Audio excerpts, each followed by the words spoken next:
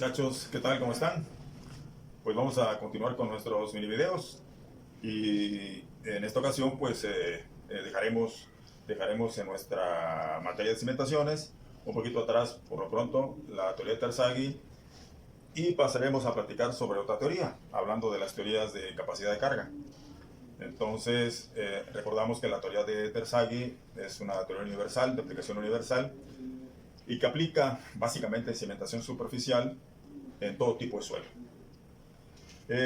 Entonces nos hace falta otra teoría que aplique, por ejemplo, para cimentación profunda y que sea también de características universales. Entonces, estos investigadores, primero Terzaghi, así de los grandes, Terzaghi, le siguió otro investigador, Terzaghi alemán, el otro investigador inglés, Skempton.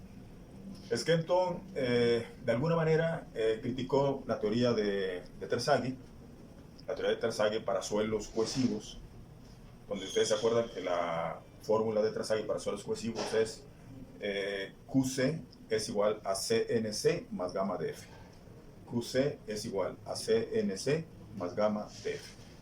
Siendo NC 5.7, dado que phi vale 0. Cuando phi vale 0, NC siempre vale 5.7 cuando aplicamos Terzaghi. Entonces aparece Skempton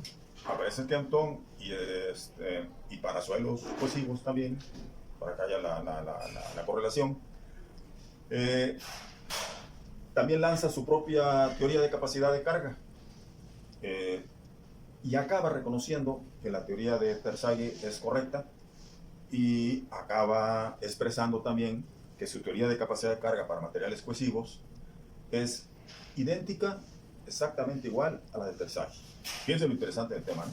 Después que lo critica un poquito y que le dice, y quién sabe qué, quién sabe cuánto, acaba reconociendo que Terzaghi tiene una teoría que es muy buena, y él, para materiales cohesivos en cimentación profunda, prácticamente su fórmula es la misma que la de Terzaghi, con una diferencia.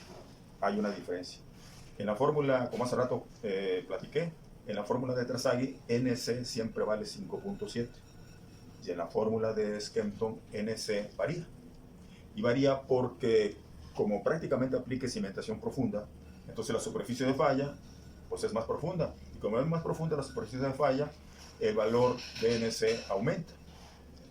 Entonces, ¿a cuánto aumenta? Bueno, en la gráfica de Skempton se puede ver, y aquí en el libro estoy viendo, por ejemplo, que NC fácilmente varía desde 5.14 hasta 9. Fíjense, con Terzaghi siempre es 5.7 y aquí varía de 5.14 hasta 9. Entonces, ¿cómo sabemos qué valor aplicar? Es función de la relación D entre B. D entre B. D es lo que penetra el cimiento dentro del estrato resistente, o sea, no es la profundidad de desplante. Hay una diferencia entre D y DF. No es lo mismo D que DF. DF es profundidad de desplante y D es lo que penetra dentro del estrato resistente. Y B pues es el ancho del cimiento. Entonces, interpretando bien esto y entrando a su gráfico, porque también Skempton inventa su propio gráfico. Terzaghi tiene el suyo y Skempton pues también tiene el suyo. Entonces entramos al gráfico de Skempton. No sé si se alcanza a ver, voy a acercar la gráfica en el libro.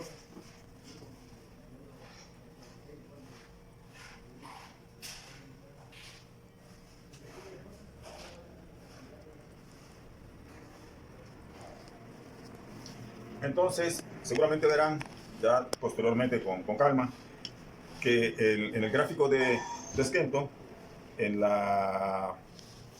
el eje de las X aparece la famosa relación esta D entre B. D entre B. Y en el eje de las Y, en el eje vertical, aparece el valor de NC. Y hay dos curvitas.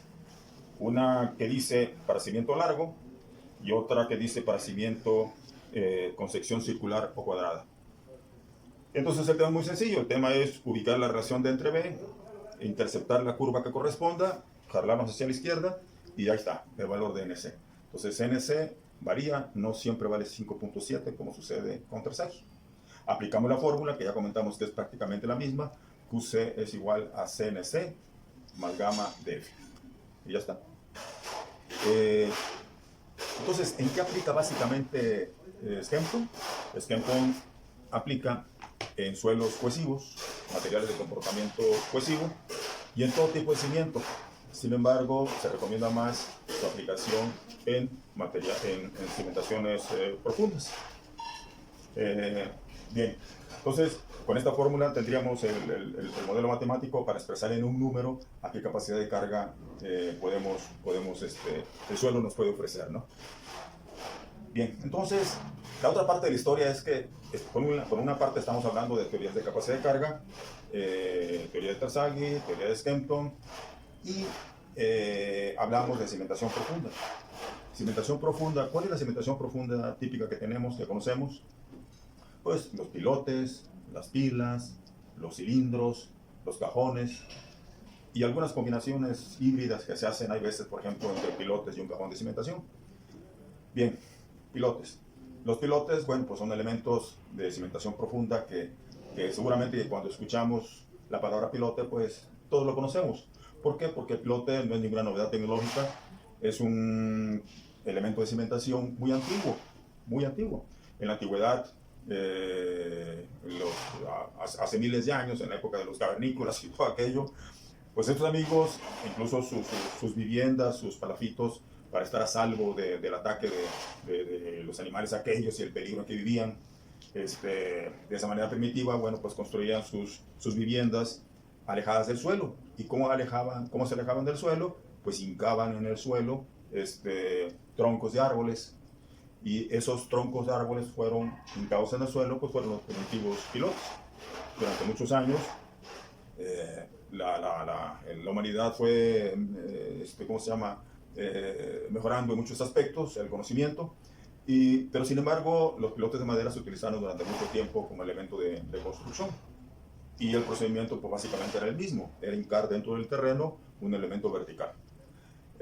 Con el paso del tiempo aparece el concreto armado, y en vez de utilizar pilotes de madera, bueno, empezamos a utilizar pilotes de concreto armado, hincados también por punta. Entonces la punta es una punta, no es chata, es angulosa, precisamente para facilitar el tema del hincado. El tema del hincado que se hace con una piloteadora. Al ratito platicaremos de la piloteadora. Ahorita por lo pronto pensemos en que otra opción son pilotes de concreto armado. Hay otra opción también, que son pilotes metálicos. Pilotes metálicos de un buen espesor, y incluso hay pilotes metálicos rellenados de concreto para darle más rigidez al propio pilote. Entonces, tenemos pilotes de madera, que ya se utilizan muy poco, pilotes de concreto armado, pilotes metálicos, pilotes mixtos, etcétera, etcétera. Entonces, terminan en punta para que sea la facilidad de hincado. Se hincan con una piloteadora. Aquí hay que ser muy cuidadoso con el tema de la piloteadora. Aquí el tema práctico es que el ejecutor, el constructor, debe tener muchísimo cuidado a la hora de elegir la piloteadora con que va a hincar el pilote. Esto es función no nada más de la longitud del pilote, sino también de la sección del pilote. No es lo mismo hincar un pilote de 20-25 centímetros de sección a hincar un pilote de 50-60 centímetros de sección. Y también dependiendo de la resistencia y la dureza del terreno, los diferentes extractos que hay en el subsuelo, entonces hay una serie de indicadores que obligan a que el que va a construir, el que va a hincar los pilotes, pues debe tener muchísimo cuidado por el lado práctico y de elegir una muy buena piloteadora que tenga, y aquí el numerito mágico es que tenga la capacidad suficiente para poder hincar el pilote hasta la profundidad del desplante que queremos, de acuerdo con la sección de proyecto con que vamos a construir la infraestructura de esta cimentación. Entonces, ese es el tema de los pilotes. El otro tema que a veces también confunde un poco es el tema de las pilas. El tema de las pilas, a veces a los pilotes le llaman pilas, a las pilas le llaman pilotes. Sin embargo, hay una diferencia básica que que más adelante platicaremos cuando nos corresponda hablar un poquito de las pilas. El pilote por lo general no requiere ADM. El pilote por lo general se construye en la superficie. Hay un taller de trabajo, se nivela el terreno, se colocan las cimbras, se coloca el acero, se fabrica el concreto premezclado, se vierte dentro de las cimbras en donde ya está el acero y se cuela y se construyen de esa manera en serie una serie de pilotes. Los pilotes sabemos que no van, por lo general, no son solitarios, sino que siempre van acompañados en grupo, entonces es un grupo de pilotes para darle más eficacia al procedimiento constructivo. Estos pilotes deben de formar un marco semirrígido para darle más seguridad al procedimiento. O sea, los pilotes, al igual que las zapatas, no son aislados, no deben de ir aislados, sino que deben estar unidos. En el caso de los pilotes, en la parte superficial, el cabezal del pilote debe estar unido, todos ellos deben de estar unidos con contratraves de liga, y de esa manera que jueguen en equipo para recibir tanto la carga de la edificación como para poder transmitir en equipo mejor la carga hacia el subsuelo. Entonces, este es un dato interesante.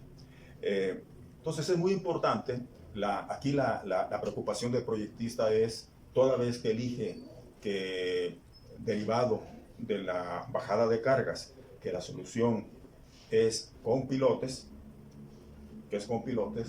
entonces procede a calcular la capacidad de carga de dichos pilotes, y el otro dato práctico importantísimo es a qué profundidad me voy a desplantar. Entonces para eso es importantísimo el tema de la exploración previa, en donde el proyectista, el constructor, elige a dónde va a desplantarse.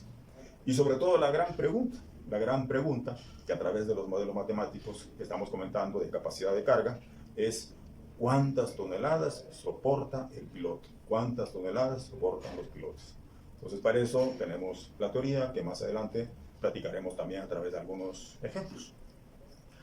Pues les agradezco y estudien un poquito este tema que viene en el libro y que es muy interesante, porque ya estamos hablando de una cimentación diferente a la cimentación superficial, y bueno, pues vale la pena que entendamos algunos conceptos. Nos vemos, hasta la próxima. Gracias.